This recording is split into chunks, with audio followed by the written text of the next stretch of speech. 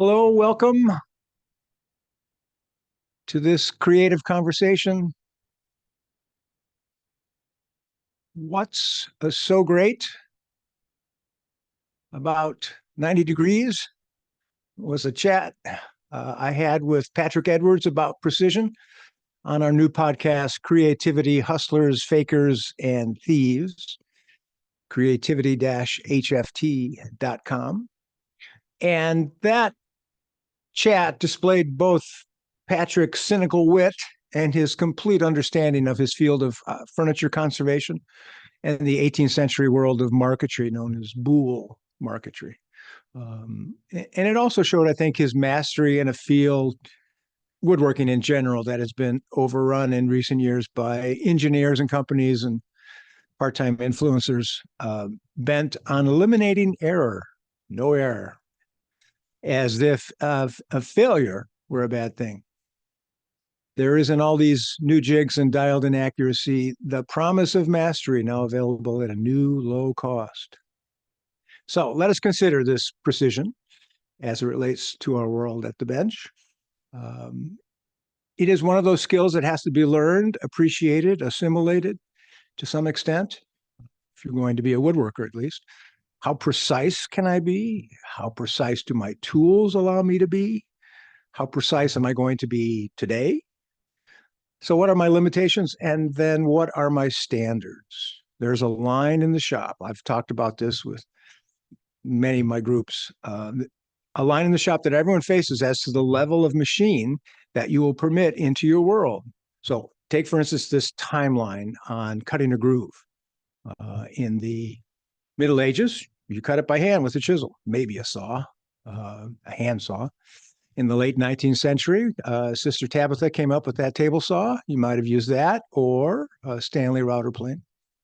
In the mid 20th century, an electric router. Late 20th century, large CNC machines. And now the whole gamut of handheld CNC routers are available. At what point, if at all, does a craftsperson say, that's it for me? This is my line. Now, in truth, you don't need to be precise to be a woodworker. You make a choice to be precise and a further choice as to the level of precision you want to achieve. The precise timber framer, working with 8x8 timbers, may keep things within 1/8 of an inch, which can be great. But I work to a 2/1000th of an inch. I have a feeler gauge that's that thin, thinner than a sheet of paper. And if that fits in between the shoulder of a mortise and tenon joint, I keep working on it. When I started, I didn't use that feeler gauge because I didn't know how to fine tune my joinery. And even if I understood high spots in a shoulder or twist in a plane surface, I didn't know how to sharpen well enough to affect any change. So both my understanding and my tooling needed honing. Precision itself involves a raft of decisions that one has to make at the bench, from tooling to temperament. How Nat's ass perfect am I going to be today? And for some, and I know some, that answer is every single day. And for me, there are days where my obsession with precision leads me to throw a stick of wood at the door. Now, my 6-inch Starrett rule is my standard for precision. It's what I think about.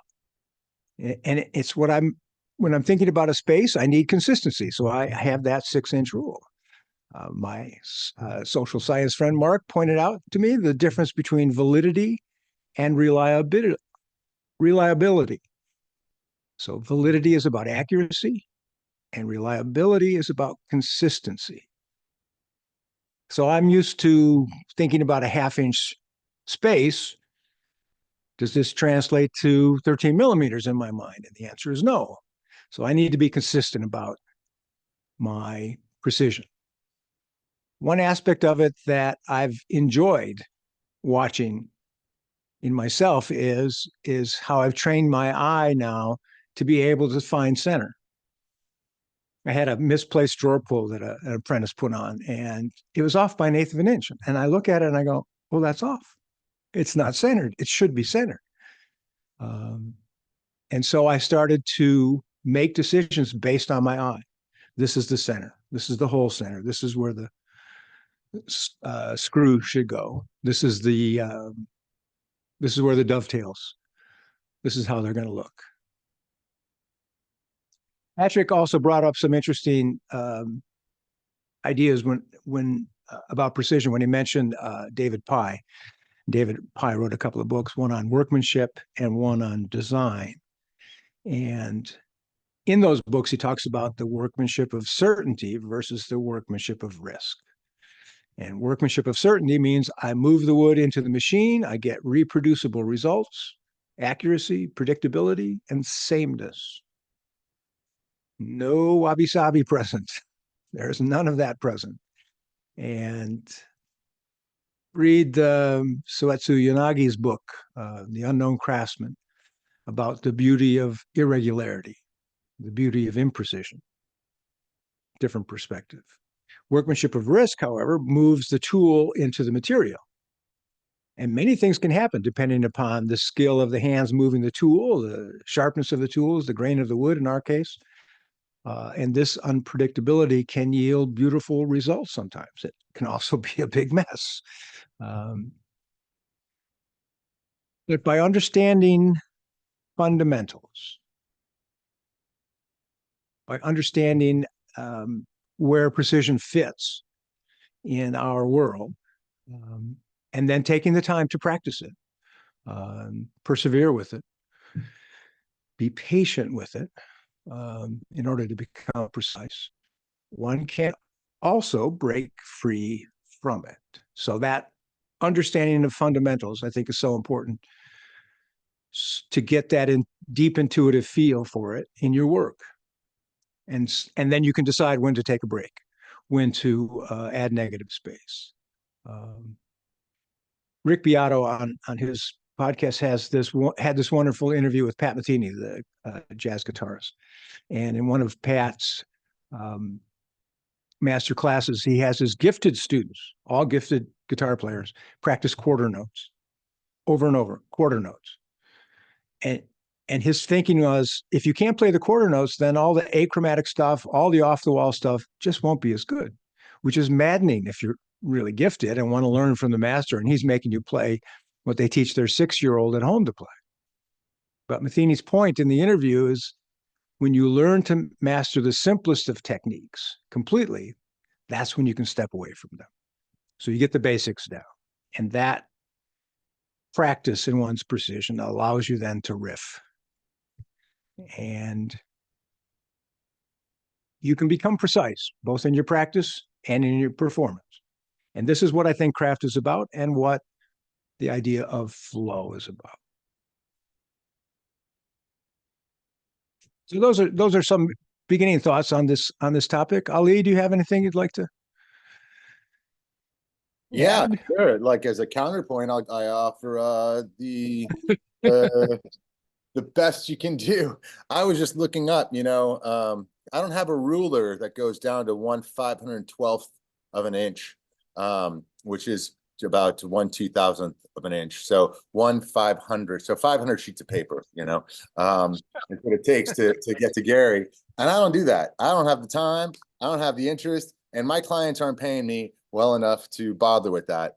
And so, and that just might be because my clients have not been cold as well as Patrick's and Gary's have been. And that's great that there is still a market for people to share their wares and their work, who practice that level of precision, because it is leaning more toward the 1/8 is pretty good, 1/8. Hey, I got a 16th, 32nd of an inch. I'm a master. I need a YouTube channel, So I think that's a very high standard, and I suppose that's an interesting, that's obviously why we would have a guy like Patrick in the conversation. But what's particularly curious about Patrick, as being the inaugural guest in these conversations, is that these conversations are supposed to be about creativity, and the man does nothing for the entire conversation but deny his creativity. So I guess something that we could discuss here is how to draw out creativity from somebody who's so utterly stubborn about their lack of creativity in the midst of what anybody who would look at their work. I mean, even the most passing glance, even if you're like, this was 100% plagiarized, to simply be able to do it takes a level of creativity and technical mastery that I don't know if I've ever met its equal in woodworking. No offense, Gary, you know. No, that's fine. That's fine. I'm sitting here with a Maloof music stand behind me, and I've looked at things all over the world, and I've made things with great accuracy. I don't think anybody I've ever come across in this life living today broaches what Patrick does. And to simply be able to do that demands creativity in the most fundamental sense, that you are creating something that wasn't there. You are putting something new into the world, kind of like God. And even God worked with a template, you know? And so I think that's just something that we should think about, and really take Patrick, I wish he was in this conversation, to task on that, because I think that he was skirting, or just, you know, that's his, I don't know him. I've never met the man. So maybe he's just funny like that, and he's being ornery, and that's his shtick. And that's hilarious and great, you know, but what a missed opportunity to actually really stick it to him a little bit, you know? So I'm curious to hear what other people who have listened to the conversation, what your thoughts are.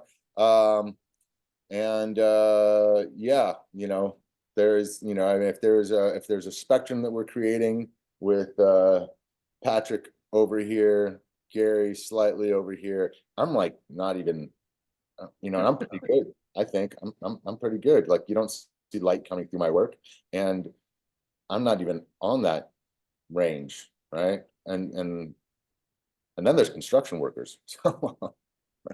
I would just like to point out that you've come a long way since you first started taking classes. Thank you. You've come a long way. I would So imagine that's the whole point of taking classes, right? Spend a few years with a master, you should come up with something.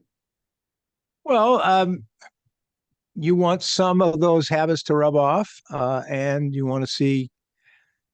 I really think it's a question of how you want to take that information and make it your own. I'm not interested in cloning versions of myself like the Krenov students seem to be. Everyone making the same veneered cabinet. I'm not interested in that. I'm interested in people developing, as you clearly have, your own style. That is nothing like mine, which is great. I think that's great. As Bob Dodd, I want to invite Bob now to he wrote this very interesting note. Should I read it? Do you want to read it, Bob, or do you want to just? Oh, no, I don't have it in front of me, Gary. Go ahead and read it if you like. That's fine. Sure. So I sent out a note to my students about this creative conversation, and I think one of the things we're going to do over the next few months is invite folks to come on and chat with us about this topic. And so I thought I would have Bob be our inaugural guest on this conversations. I went back, this is from Bob, I went back and listened to Patrick's interview again. Again, it was an interesting interview, but I picked up a few things I didn't hear the first time around. I went to his website to look at his work. Very impressive, extremely precise. The precision is likely in keeping with his other interests and avocations. He's an academic by training, highly intelligent, an accomplished classical musician, not surprising. And the connection between classical music and mathematics is also very strong. He was a physicist, by the way. Hence, precision, repeatability, and predictability. A technical master in 18th century marquetry and furniture repair. There was an interesting tension in the interview, not between you two, but between the concept of precision, as Ali mentioned, and creativity or design. Patrick didn't seem to want to agree that his work included any great amount of creativity. And I don't know if this is true, but I can see that his real bread and butter is executing repairs and marquetry that mirrors the design ethos of the original craftsman. All right, here's some questions. Creativity or design and craftsmanship or precision, these are Bob's words, are not mutually exclusive. However, there can be tension, at least conceptually, between the two, as demonstrated by Patrick's interview. What role does or should creativity play in highly technical woodworking? Is technical work just execution of someone else's ideas? And let's discuss this. So, what role does creativity play in highly technical work? What do you think? Well, from my point of view, I think Gary Ari really articulated my feeling, and that is, even though you may not recognize it, it requires a certain amount of awareness of what you're doing. And so just Sure. to paint by numbers, I don't think is a craftsman, right? I think there's something else involved with it. But as I pointed out in one of my other comments, I think precision we can measure, right? As you mentioned, 1/2000th is a measure that Gary uses. But creativity is difficult to measure. And as I think Patrick actually mentioned, it's like pornography. You know it when you see it, but it's hard to define beforehand, right? And so therein lies part of the tension, the problems between the two. So I think they work hand in hand from my own point of view. One thing I can measure, I can evaluate. One is more difficult and more subjective. And certainly I listen to others such as you when I do a piece of work, and I value your opinion, but I may not always agree. So it's a challenge. It's a challenge when you try and discuss both topics sort of in the same forum or same environment. Well, here's a question that pops up for me. Patrick is taking designs from the 18th or 19th century and reproducing them. I doubt that he's working from plans. So he's basically recreating these pieces, which requires a level of craftsmanship and knowledge that someone working from plans from Woodsmith does not. I mean, it's on another level. But does someone who's doing a reproduction piece get that same thrill of creativity in building a piece by the numbers? So there's a Windsor chair. This is how you build them. These are the steps. Well, I don't know if I have the frame of reference to judge, since I'm still really in so many ways an amateur in what I do. But I would also argue in the sense of, or from the point of view of Patrick, without him being here, he has to select the wood. He has to make decisions about the environment and what the environment's going to be for the piece that he's generating. I mean, there's so many variables that go into that process that's not going to be necessarily incorporated in a plan. Is that creativity or is it just the application of knowledge? I don't know, but I would argue that there is a component of creativity in how he decides to execute that reproduction. Well, one of the things that I'm particularly interested in is this concept of flow. And there's a book by Mihai Csikszentmihalyi that talks about flow and its allure, really, and how it's cross-disciplinary appeal to things as diverse as rock climbing, Ali, and marquetry, Patrick Edwards, and the total immersion in that endeavor, always trying to get better, always trying to improve. The loss of time, its a sense of temporality disappears. Trying to get better. There's like 9 things that Mihai talks about, and I think that's fascinating to get to that point. But I wonder if Patrick does. I just wonder about that. Ali, do you have any thoughts on that? Just a quick question. Is that analogous to being in the zone? When I'm working and I'm exactly in the flow, it becomes, time becomes immaterial. It's not a factor at all. It's infrequent. But when it happens, it's a wonderful thing, right? Yeah, exactly. Yeah, that's exactly it. And it's possible as I say, in a variety of fields, from Yeah. Yeah, whatever the endeavor may be. But let me find this note. Ali, can you speak to this? Yeah, I think this is really interesting to think about, once you bring in flow into this, and I would love to hear from the other people that are in this conversation as well. I'm seeing people sitting in front of their benches, and so they're not unfamiliar with the concept here, and struggle perhaps with some of these same issues. I mean, we talk about creativity in all sorts of fields, and then, for example, basketball. We're talking about sports, right? Right. Kobe Bryant, what a creative. Michael Jordan, such a creative player, so incredible the plays that he would do. Things that he was able to do. I'm not really into sports in that way, and so I mean, to me, it's like, well, yeah, he threw a ball in a hole, I mean, it's incredible. It's great to watch. And I bet that there was a lot of different ways that he could have chosen to do that, throwing that ball into a hole. And I'm being extremely reductive here. I'm a huge Yes. fan of both of these guys, but I'm being reductive to say that if, in the same way that Patrick is being reductive to say, well, look, I'm just throwing a ball in a hole. I'm not doing anything new, right? I'm just throwing a ball in a hole. Where's the creativity in that? Well, I mean, that's to say, like, well, where's the creativity in the things that Michael Jordan did? Well, he was just throwing the ball in a hole.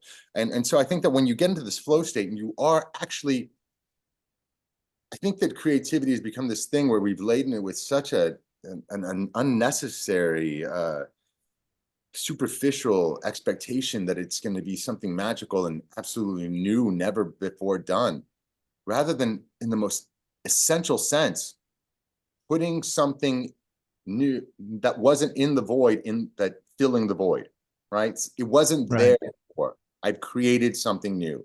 And during the process, I lost myself.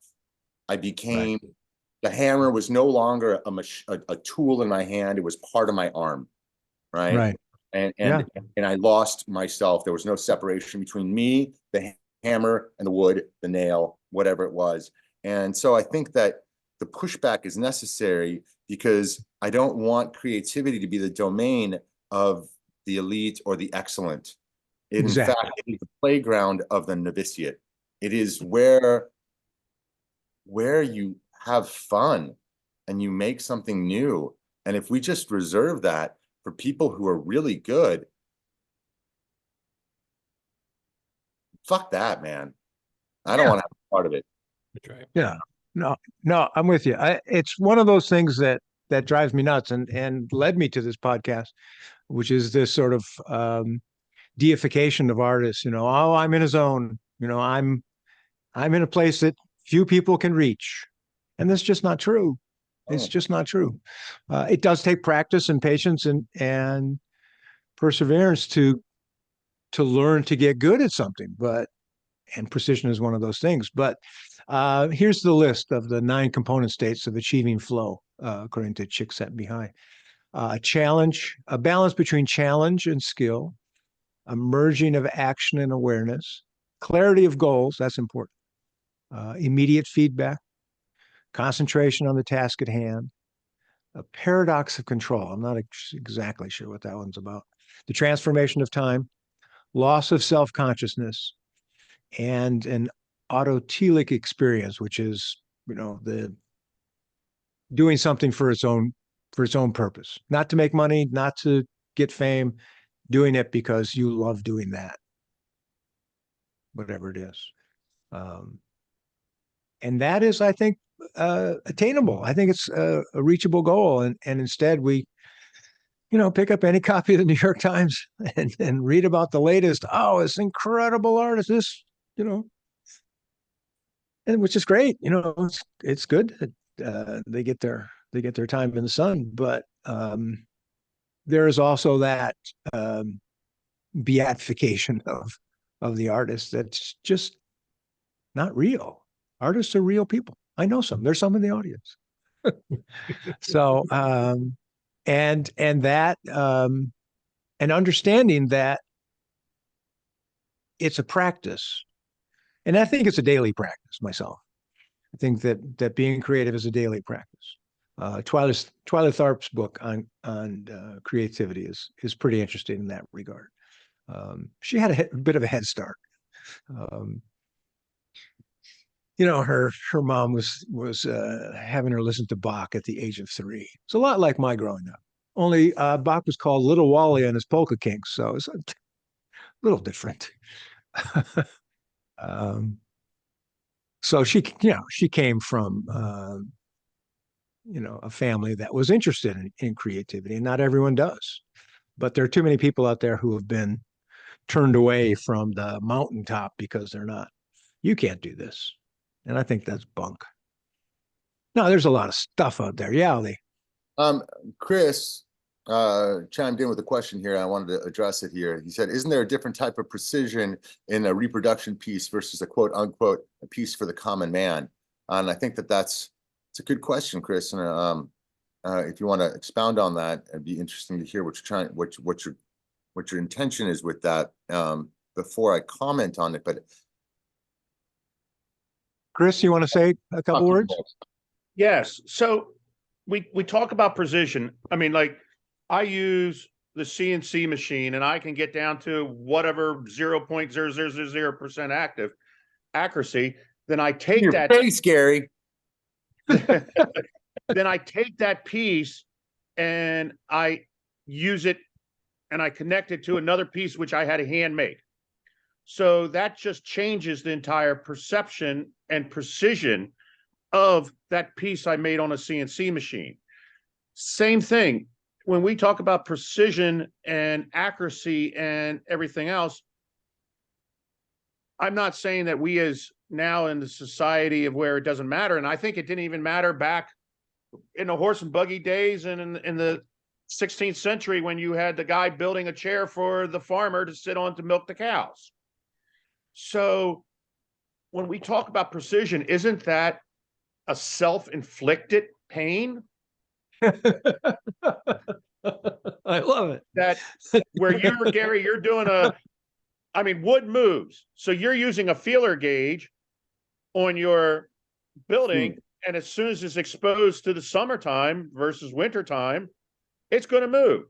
So does that mean now you're going to take your feeler gauge and put it in those joints and say, oh my God, look how much space I've got? No, absolutely not. So I guess, isn't that a precision of self-inflicted? Let me respond to that. Thank you for your input. Yes, wood does move, but I think that precision is not just about dialing it in with a micrometer. It's an attitude. It's an attitude towards your work, and the reason I use a feeler gauge is that it gives me some concrete measurement, and there are times when I can fuss with something and say, that's enough. I've had enough. And other times where I say, I'm not getting paid for this. The client doesn't care. And Chris is right. It's going to move. And I don't care. I still don't care because I want it to be right when it leaves my bench. So I can say it was right. Yeah, wood moves and things happen. But there's this saying about, I'm not sure what the lead in is, but for the Japanese, it's about perfection. And for the Germans, it's about excellence. And for the Americans, it's about being good enough. And that's not enough for me. That's terrible. It is. But it's an interesting comment on culture. A Frenchman that said that. Frenchman. It just has to look good in France. Yeah. And have a cigarette dangling out of your mouth while you're doing it. Yeah. So there's different approaches to it. But yeah, I think it is self-inflicted. I absolutely agree with you. And I'm happy doing it that way. I really am, even though it drives me nuts sometimes, because I know that I'm putting out the best work that I can put out. And that's what that flow state is about, I think, or what craftsmanship is about in my mind. Always trying to be better. Always trying to do. I'm not going to do crappy dovetails today. I'm going to do good dovetails. Will they be my best? No, probably not. But that's all right. I'm still going to try and do my best if I have to fuss with them. I have a question for someone else in the audience who is straddles the world of two, Eric, of two worlds. Because he was an apprentice of mine years ago, has gone through the online mastery program, designing his own work, and teaches CNC skills and computer skills to students at the collegiate level. Eric, can you chime in and give us some thoughts? Oh boy. Yeah, precision, I teach precision. That's kind of my job. Right. Which is why I enjoy coming home and not teaching precision. Sure. I have a feeler gauge too. Mine's a little thicker than yours, but I use a standard. I shoot for a standard in my own work, because if you're not shooting for that standard, you're accepting less than your best, I guess. I'm shooting for my best. I'm accepting reality. Reality is I'm not that good. Sometimes I'm brilliant, but it's very, very, very short spurts, very far apart. But yeah, that's the teaching part. We're average, or the tolerance that we're looking at in industry is plus or minus 3,000. I mean, that's a standard tolerance that you'll find on any CAD drawing file. That's the standard tolerance, that if you're shooting for more than that, you have to specify you're shooting for a tighter tolerance than that. So you're better than industry in your, by a third of a hair, I guess. Yeah, exactly. Yeah. Well, does it create an issue in your work with precision, knowing that you could do it in a different way? No, I can do it in a different way, and sometimes I do it in a different way. Like I have a handheld CNC here in my shop. I've never used it. I've had it for over a year. Okay. Wow. But it's Yeah. there. It's there. And if I need to make a template that I can't pull off, I know that I can draw it. I can stick it in that thing and plug it in, and it'll spit out perfection. Right. But I'm pretty good. So far. Yeah. But I'm not opposed to whipping that thing out if I have to. That's, I remember, Gary, I watched a video that you did. This is forever ago. And you built a spruce cabinet for the state of Alaska or something. Yeah. And it had a curved top of the door.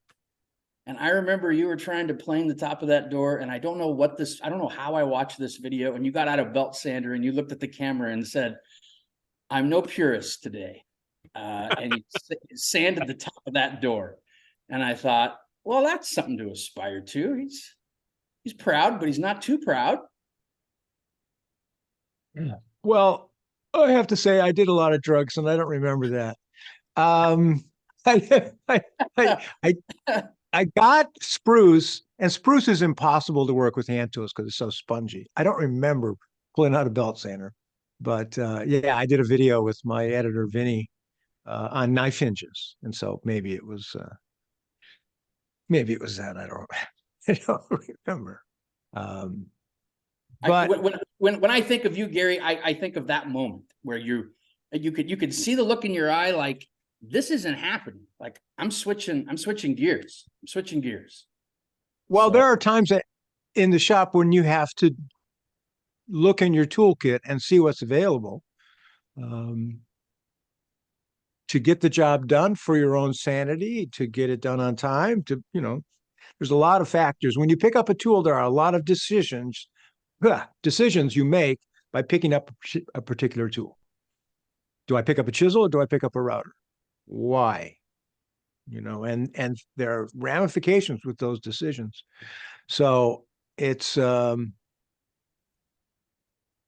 joinery has that same bucket load of issues that come along with your choices. I was thinking about cutting miters today, and I went, I am never cutting a miter again if I can help it. Because they're so nitpicky. They got to be perfect. And I'm tired of that perfect. I can be really good with other joints and still get a box bill. Well, thank you. Any comments that people would like to share? Just hold up your hand and unmute. No? That's fine. Oh, wait, we So have Bruce. Bruce, okay. Still mute.